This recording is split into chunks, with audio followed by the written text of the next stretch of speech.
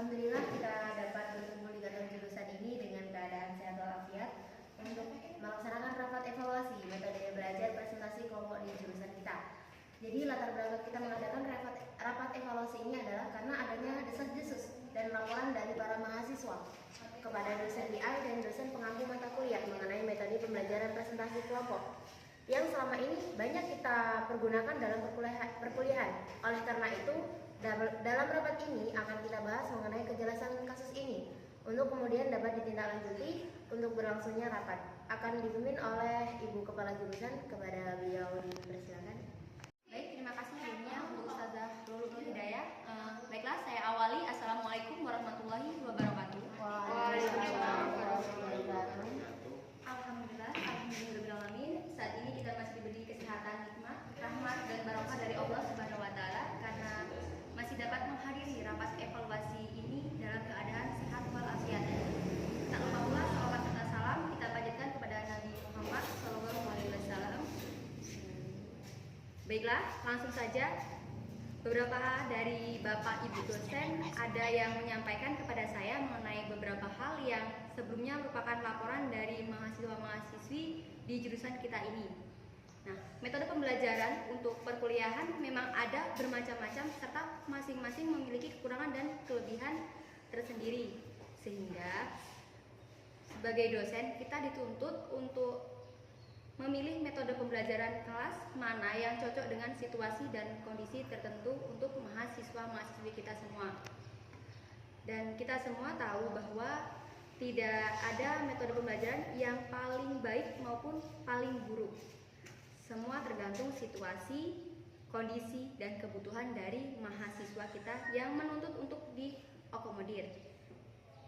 Serta tergantung kita sebagai dosen dalam mengendalikan kelas selama perkuliahan berlangsung. Ternyata di kalangan mahasiswa kita ada yang merasa kurang pas ketika kita menerapkan metode tertentu. Di sini fokus kita adalah terhadap metode kerja kelompok dan atau presentasi. Jadi untuk lebih jelas mengenai permasalahan ini, saya mempersilakan untuk Bapak Ibu dosen yang mendapatkan laporan langsung dari para mahasiswa mengenai apa yang terjadi di lapangan saat ini di antara mereka. Silakan. Mohon izin Bu, jadi begini Bu. Banyak dari mahasiswa kita yang ketika melakukan konsultasi akademik melontarkan unek-uneknya selama perkuliahan berlangsung. Saya di sini bukan tidak setuju dengan metode pembelajaran kerja kelompok ini, tapi saya hanya ingin mengutarakan permasalahan anak-anak. Sehingga saya dan beberapa rekan turut mempertanyakan keaktifan metode ini agar kita semua mengetahui masalah ini dan dapat menindaklanjuti dengan mengambil keputusan terbaik demi meningkatnya kualitas mahasiswa kita pula. Silakan utarakan keluhan-keluhan daripada mahasiswa kita, Ibu. Baik Bu, terima kasih. Jadi begini, banyak mahasiswa yang mengeluhkan mengenai kerja kelompok yang ternyata berlangsung menjadi sistem kerja secara individu dengan atas nama kelompok. Mereka hanya membagi tugas menjadi beberapa bab, dibandingkan kepada masing-masing anak untuk dikerjakan secara individu. Kemudian di akhir disatukan dengan hasil kerja yang lain. Beban kerjanya pun tidak sepadan, ada yang benar-benar mengerjakan, ada yang bertugas membuat PPT, dan bahkan ada pula yang tidak bertanggung jawab, hanya titip nama. Baik, jadi ternyata begitu ya proses kerja kelompok mahasiswa kita selama ini. Baik, jadi dari apa yang telah disampaikan oleh Ibu Ana, apakah ada dari Bapak Ibu dosen yang lain yang ingin menyampaikan argumennya terkait permasalahan ini? Bu, jika melihat dari paparan Ibu Ana tadi, terlihat bahwa yang dikeluhkan dari sudut pandang mahasiswa dalam bekerja, tapi tidak bisa mengikuti bahwa metode memiliki banyak dampak positif bagi mahasiswa ketika mereka bekerja dengan sistem kerja kelompok. yang sebenarnya di sini dapat melatih keberanian, kejujuran, pengetahuan, kerjasama tim, keaktifan, public speaking, skill, dan melatih leadership mereka.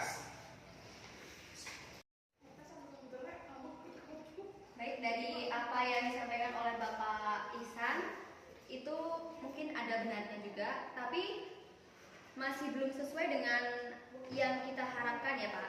Jadi apakah ada usulan dari Bapak Ibu yang lain mengenai tindakan yang harus kita ambil? Mohon izin Bu, saya rasa yang menjadi penyebab tidak meratanya job desk tersebut bisa dari faktor terlalu banyaknya jumlah anggota kelompok. Semakin banyak anggota, semakin tidak rata pula beban job desk-nya masing-masing mahasiswa. Jadi bagaimana apabila kita membatasi jumlah maksimal 5 mahasiswa itu untuk satu kelompok, serta memberitahu kepada mahasiswa untuk berani melaporkan siapa yang tidak berkontribusi dalam kerja kelompok tersebut secara tertutup ataupun terbuka kepada dosen. Bagaimana? Untuk usulan yang Ibu Ulu sampaikan sangat baik. Dari Ibu Sekretaris Jurusan kita, mungkin ada tanggapan mengenai hal usulan tersebut dari Bapak Ihsan ataupun dari Ibu Ana? Instruksi Bu, saya rasa jumlah tersebut sudah sangat umum kita terapkan Bu, dan ternyata justru muncul kasus-kasus seperti itu. Apakah sebaiknya kita mengurangi jumlahnya lagi? Bagaimana apabila dalam satu kelompok hanya 2 orang? Saya yakin pasti keduanya akan bekerja. Kemudian untuk tidak wajib lapor kepada dosen, saya rasa akan lebih etis apabila dilakukan secara tertutup, karena mahasiswa saat ini banyak yang peka terhadap temannya, sehingga akan lebih baik apabila yang dilaporkan langsung kita bina antara dosen dan mahasiswa. Mohon maaf, saya kurang setuju dengan usulan Bu Ana tadi. Jumlah anggota kelompok yang hanya 2 orang menurut saya menjadi terlalu sedikit dan akan kurang representatif. Lebih baik apabila jumlah ditambah namun tidak sampai 5 orang seperti yang telah kita berlakukan selama ini. Dan untuk wajib lapor langsung secara terbuka jika memang ingin menyadarkan. Saya kurang setuju dengan usulan dari Bu Ana tadi. Jumlah anggota kelompok yang hanya 2 orang menurut saya menjadi terlalu sedikit dan kurang representatif. Lebih baik apabila jumlah ditambah namun tidak sampai 5 orang seperti yang telah kita lakukan selama ini ya Bu. Dan untuk wajib lapor langsung secara terbuka jika memang ingin menyadarkan mahasiswa kita. Sekarang kan zamannya open minded, tidak usah ditutup-tutupi. Terima kasih sebelumnya. Dari beberapa ulasan serta masukan yang telah disampaikan, mungkin kita dapat mengambil jalan tengahnya bersama-sama. Jadi bagaimana jika untuk jumlah anggota kita tetapkan menjadi 3-4 mahasiswa untuk setiap kelompoknya. Karena mengingat dan menimbang dari beberapa pendapat yang ada untuk jumlah tersebut bisa dibilang merupakan jumlah ideal agar job desk masing-masing mahasiswa menjadi rata-rata ataupun menjadi rata. Jadi di sini tidak ada ketidakadilan dalam pembagian kerja. Nah, bagaimana rekan-rekan sekalian? Baik, saya mewakili rekan-rekan setuju dengan pendapat yang Ibu utarakan. Baiklah. Tapi kemudian mungkin sebelumnya Bu Sekjur dapat memberikan penjelasan mengenai sistem pelaporan terbuka dan tertutup yang dimaksud agar tidak terjadi kesalahpahaman di sini di antara rekan-rekan dosen. Silakan. Terima kasih Ibu Kepala Jurusan. Jadi sistem tertutup di sini adalah ketika mahasiswa hanya melaporkan mereka yang tidak bekerja atau berkontribusi kepada dosen pengampu untuk kemudian memanggil yang bersangkutan untuk diberi pembinaan. Sedangkan sistem terbuka Berarti di sisi para mahasiswa dapat terang-terangan melaporkan yang tidak bekerja dan bahkan memberlakukan sistem pengurangan nilai. Kami rasa Bapak Ibu dapat memahami apa yang kami maksudkan. Seperti itu, Ibu. Baik. Jadi di sini kita ada dua metode pembelajaran atau metode penyelesaian untuk permasalahan kita ini ya, Bapak-bapak, Ibu-ibu dosen. Nah, di sini menurut dari Bapak Ibu dosen, sistem mana yang cocok untuk diterapkan di sini? Sebelumnya mohon izin menanggapi Bu, sesuai pemaparan kami sebelumnya dengan budaya Kutiwo akan lebih cocok apabila kita menerapkan sistem pelaporan secara belak-belakan di depan umum. Dengan begitu mahasiswa akan merasa malu dan justru tertekan nantinya. Bu, menurut saya tetap setuju dengan sistem terbuka, terutama dengan sistem pengurangan nilai tersebut. Dengan menerapkan sistem terbuka secara tidak langsung, kita menerapkan sistem preventif atau pencegahan. Apabila mahasiswa tidak ingin merasa dipermalukan di depan teman-teman, maka mereka akan ikut bekerja dengan baik agar tidak dilaporkan ataupun mendapat teguran dari kami. Tapi memang apabila dilihat dari budaya dan kepribadian mahasiswa-mahasiswa kita, mereka cenderung pemalu dan tidak tegaan Bu orangnya. Memang iya apabila dilihat dari karakteristik mahasiswa kita yang seperti itu, tapi mereka butuh pembelajaran untuk lebih jujur dan berani.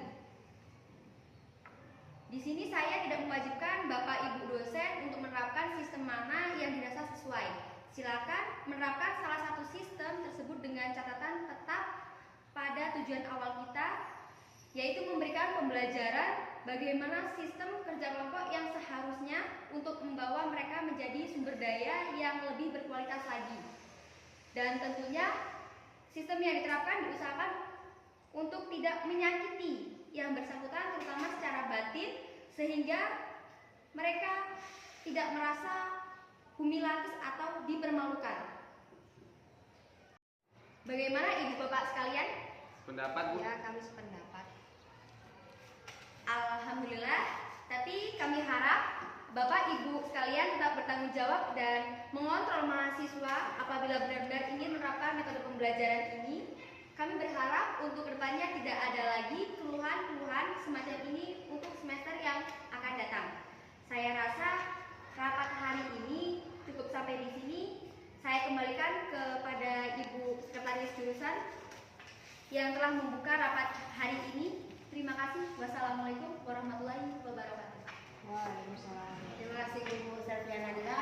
Setelah memulai diskusi yang panjang, keputusan yang dapat kita ambil hari ini adalah dianjurkan membentuk kelompok dengan jumlah 3-4 mahasiswa untuk setiap kelompoknya dan dipersilakan menggunakan sistem pelaporan tertutup maupun terbuka, namun tetap bertanggung jawab untuk mengontrol mahasiswa dalam setiap perkuliahan.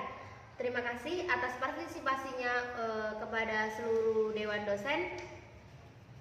Setelah ini dapat melanjutkan aktivitas Bapak Ibu sekalian. Kita tutup rapat hari ini dengan membaca Alhamdulillahirabbil alamin. Saya akhiri, wallahul muwaffiq ila aqwamit thoriq. Wassalamualaikum warahmatullahi wabarakatuh.